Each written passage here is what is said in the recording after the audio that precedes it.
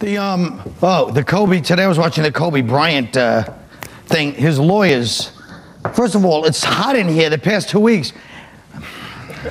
Used to be very cold. I know nobody at home cares, and you people barely care, but still, I wanted to say it. Now let's talk about what I was talking about, Kobe Bryant. His lawyers said they want to make sure that the jurors approve of interracial dating if they're going to sit on the jury. That's how stupid these lawyers are. You should want racists that don't approve of interracial dating, because they'd find him not guilty. They'd be like, she deserved it. Bring that black man up into a room. And what kind of question is that in a rape case? Do you believe in interracial dating? That's a very loose interpretation of a date, you know? That's giving interracial dating a bad name. They should ask if you believe in interracial rape if you're going to do it, you know? I mean, what they asked the jurors in the Scott Peterson trial, do you believe death begins at conception? No?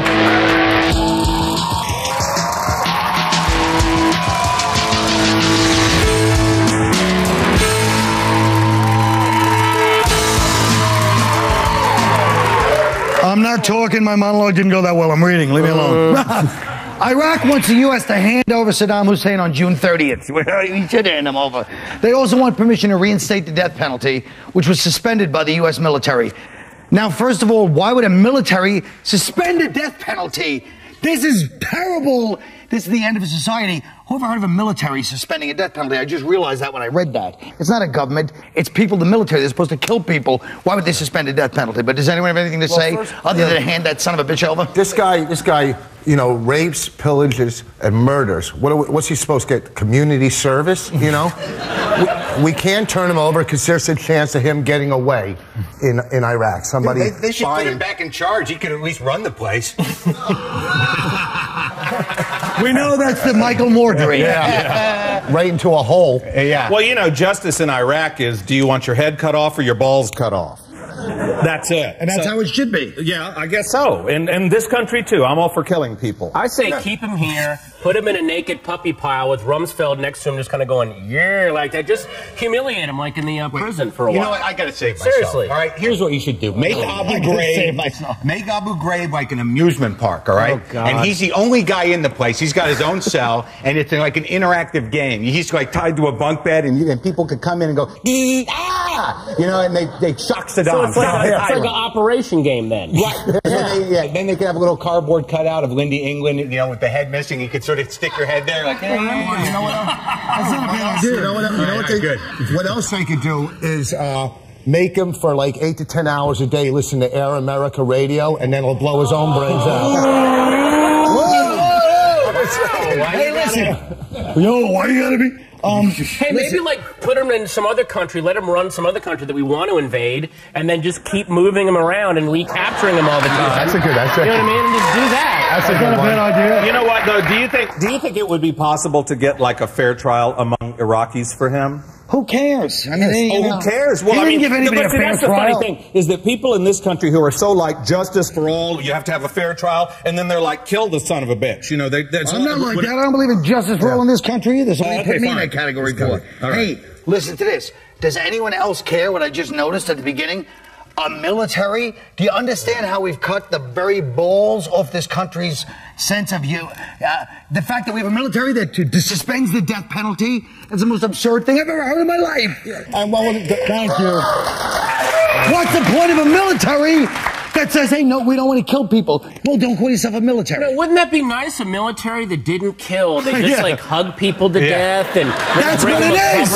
That's what we have. You know, instead of having war, we can have big bake-offs. But that's the whole point. You know, Mad Libs and slam books. It's so nice. People in little chicks and go, you're bad. Yeah, exactly. But that's what we're creating. Yes. That's called a 12-step program, what you're talking about. I would have a lot more to say on this whole military thing if you would have sent me the topic last night and I could have prepared, but I have nothing on it right now. Well, who didn't send you the topic? I don't know. You just came over. You said you just read it and you No, just now. I just saw it on the monitor. Yeah. So in other words, we're all kind of freeballing it, and you're sitting there complaining because I didn't You can't complain about your No, ability let me say something else, too. This dummy, you actually think we'd send you the topic, you would have read it and prepared?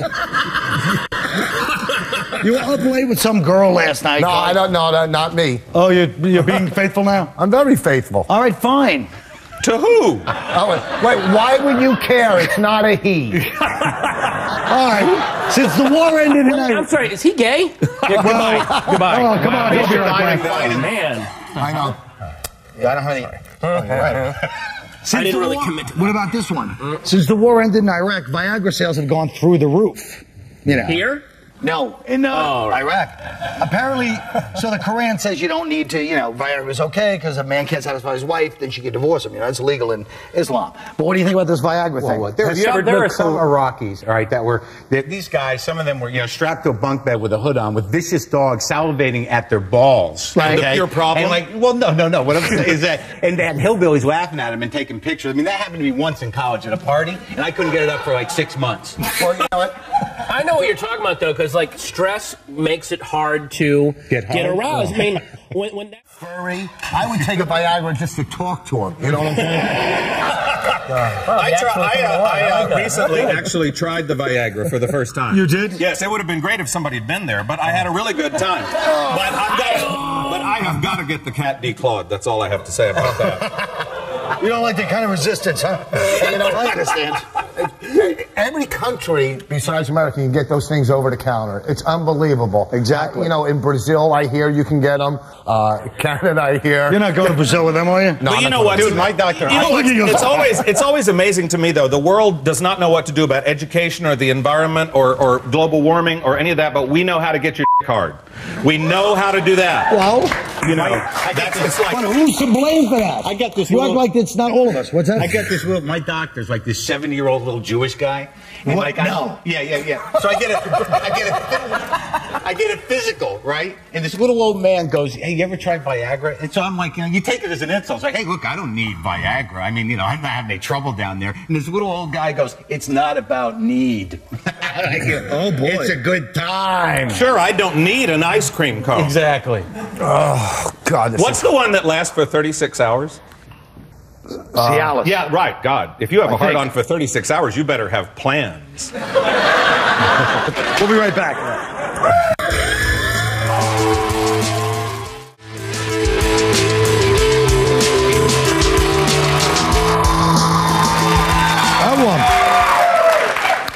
We gave each of our panel a different magazine to review. Let's start with Marc Maron. Marc, you were assigned out a popular gay magazine. What'd you think? Well, I gotta say, this magazine is so gay. I mean, and the weird thing about this magazine is there's no condom ads, all right? They've got ads for tequila, vodka, trips to France. They got ads for lube, gay sex guides, and AIDS medication. So they've got ads that promote AIDS and treat it, but nothing to stop it. Well, that was long. Also, in this issue alone, they got Madonna, Barbra Streisand, George Michael, the Stonewall riots. They got gay marriage. Is this the only issue they're planning on putting out? Because that pretty much covers the whole thing. A couple of things I learned. This haircut, over. And also, they're giving away lube, which I can't really use, Jim. Thank you. Yeah.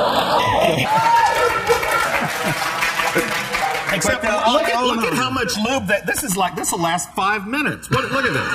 Yeah. And look at this guy. The one thing I learned also is that being gay, full-time job. Just going to the gym alone. What is this? He's born like that. You can't create that. What about that? Is that real? He was born with that too. All right. Let's move on. Jim, Voss, you were assigned The Economist. Tell us about it. Well, first of all, my magazine doesn't have any props in it to give to Jim, but... Well, just get it out. I'm just messing with you. I thought it was a good magazine. It covers, so many different topics from financial to social to political issues in the magazine. If you are an investor towards the future, it's going to show you where you can put your money, takeovers, and I basically think, for me, myself, it means it serves no purposes. I don't have the money to invest that it, for that review, you were officially kicked out of the juice. Jim Davis. You are no Jew. Okay. Go ahead, Jim. Okay. All right. Well, I had Guns and Ammo. This is like a great magazine if your name is Buford.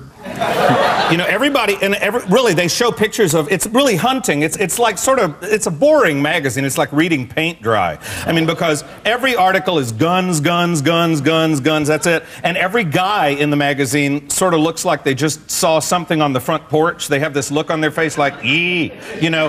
And yeah, and they look like Trent Lott or Jeffrey Dahmer. Every single one of the guys in this magazine. It's true. No, they do. And the only ads in the magazine are cars and guns and chewing tobacco and Viagra. So it's like, you know, go shoot somebody, get in the car, go shoot somebody, then while you're there, chew tobacco and come home and have sex with somebody, you know. You make it sound kind of okay. Yeah. All right, Patton, well, you got O, right? Yeah, I got Oprah's magazine, and man, I got to tell you, I really appreciate you assigning me this piece of crap, useless shrine to this idiot. I cannot wait to tear this pointless magazine apart. Completely useless. Although the article about you and Pasta together again was pretty fantastic, because I've been trying to avoid carbs. I thought it was really cool, especially how they show how, I mean, even if you're at like a kind of a summertime outdoor fest, there's always room for bread. I really love that part. And then some of these shrimp recipes are fantastic. They were so good. I love these. I like that. And the Dr. Phil column. Shouldn't you have had Out magazine? Oh no, it's really fantastic. And then also, I'm sorry, hold on. There is an article in here about how you can get. It's this thing here. It's called Painting Outside the Lines, and it's all about how somehow just get. Well, folks, I guess that says it all now. Let's talk about these many teens that are hanging on to their virginity till marriage, lowering the number of teen pregnancies by 40%. Oh, that's not true, man. That's some church group made that up. They just made this up. They made it. Teens are f***ing everything that moves. They never stop f***ing. That's why the drug use and crime rates have gone down. It's because they're just getting laid all the time. That's the deal. Also, what does abstinence mean? It means, you know, no intercourse. I mean, there's a lot of stuff you can do without having sex. Man, but there's a lot of things you can do. You still have anal. You still have like nipple clamps, toys. You still have mutual masturbation. You still have. And also, all I'm saying is that they may be making them less pregnant, but they're making them more creative and more nasty. And if this article's true, that means I was a trendsetter because I started this whole thing back in the 80s. I was way ahead of it. Aren't you still doing it? You're getting this wrong. And before I talk about this, I got to admit I didn't read a lot of the magazine. It was really a hard read. We didn't send you the other thing. That was a hard read. Here's the thing. They're not talking about 18 and 19-year-old teens. They're talking about 14 and 15. Right, 13. And it has nothing to do with a campaign or give your kid a ring or do this. It's about how you raise your kids and how you parent your kids. If you showed your kids attention and affection growing up, they're not going to go out to get that negative attention and get knocked up and use sex and drugs. Okay? Wow. That's the bottom line. This is it. Hey. This is the same speech he gave to his daughters when Jim Norton was coming over. Right. Hey, boys, we'll be right back.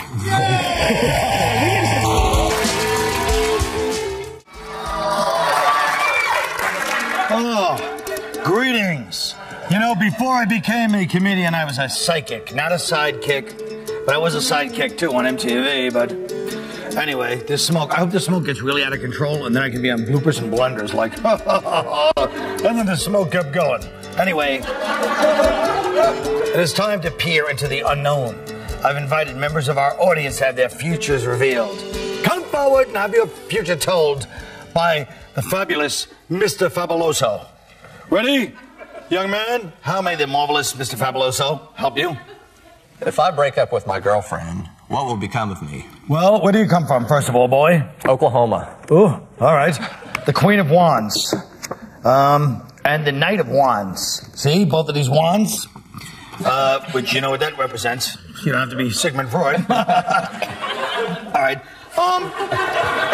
If you break up with your Oklahoman girlfriend, you know what'll happen. You should break up. You're a good-looking guy. A lot of girls out there. And, you know, once you break up with your girlfriend, all the girls that wanted to hook up with you leave, and then next thing you know, she's halfway through the Tulsa AAA team. And you're sitting there like an idiot on a Friday night with your wands in your hand. So listen, thank you very much. Take care of yourself, kid. hello, my darling. Hello. Wait, I'll guess your name. Sarah. Yes. And where do you come from, miss? Portland, Oregon. All right, and what's your question for Mr. Fabuloso? Will I ever meet the man of my dreams? Well, you know what makes me laugh? Oh, look, the King of Wands. I really shoveled these crumbly. Anyway, stupid wand cards. Don't worry, we're moving on. There you go. The man of your dreams. Oh, boy, I don't know what this means, but, you know, once again. Will you ever meet the man of your dreams, Sarah? Yeah. Don't look at them. They can't help you. Sarah, the problem is, first of all, what is the man of your dreams? That's the problem with women, if you don't mind my doing a little editorializing. You're always looking for the man of your dreams. And then, because no such man exists, you create an idiot into the man of your dreams by ignoring all the awful qualities we have. And then 5 years later, you're sitting on Dr. Phil going, I don't know what happened. This guy's the man of my nightmares. Sarah, you're better off with I see you with an older gentleman. You know, kind of a man about town, not Portland, but a man about town. Anyway, as far as the man of your dreams, you're better off thinking a little lower. How about a man of, like, you know, your catnap? Or, you know, maybe a guy once your imagination ran away with you in 5th grade and you said, oh, that guy's not bad.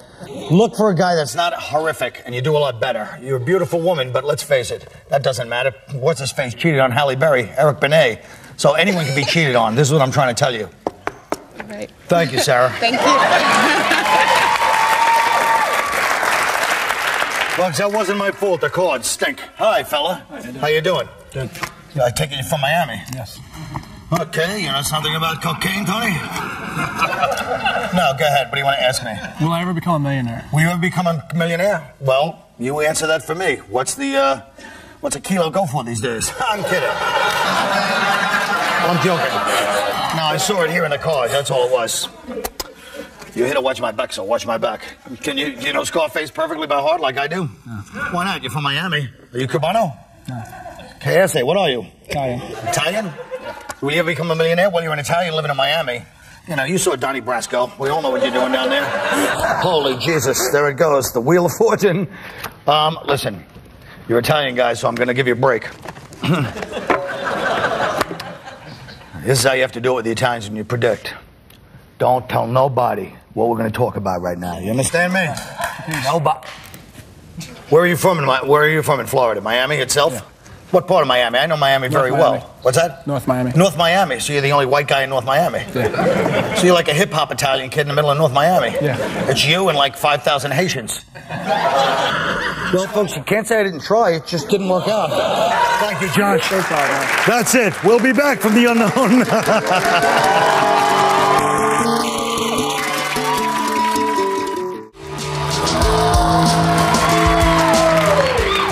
You know, it's not like I expect people to be my closest friends, but voice just goes to me, did you have the LASIK surgery finally? I had it like 8 months ago. I told you about it 20 times. Shut up. Monday was summer solstice, the longest day of the year. What typically is your longest day of the year? Patton. My longest day of the year is literally the longest day of the year, June 21st, because sunlight is the arch enemy for nerds like me. Our skin doesn't do well in the sun. I don't like being outside with my pale, pasty skin. When it comes to the windows, it glares off the TV. I can't play Grand Theft Auto or Halo. And also, it just, once the sun hits my skin, it starts to age like 80 years in a second, and I've got to start strangling drifters to stay young for one more week. Wow, that was the longest day right there. Boss. The longest day for me has to be Christmas. While most of the people I know are getting up to open their gifts and having their family dinners, I sit home year after year after year being a Jew. I know we got blamed for killing them, but you have to shut down the whole country. Can you at least leave the banks open? Mark, I have to say, the longest day I ever had was getting the results of my first AIDS test. Yeah. Remember back in the mid-'80s when everyone thought they could get it just because they had sex with more than one person? That date felt longer than the 3 weeks it would take to process the results. Yep. Sitting in the doctor's office, sweating, watching that subconscious slideshow of everyone you'd ever slept with. Maybe it was her. Maybe it was her. Hey, how'd he get in there? All right, Jim David.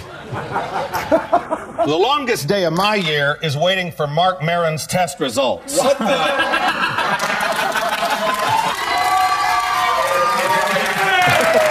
We were in Vegas, we got high, we saw Celine Dion. He says, I feel French-Canadian, let's get naked. What? Hey, you know, Mark's kind of cute when you're peeking. So is Colin Quinn, especially when he says, you want to be on this show again or not? That's the show. Good night.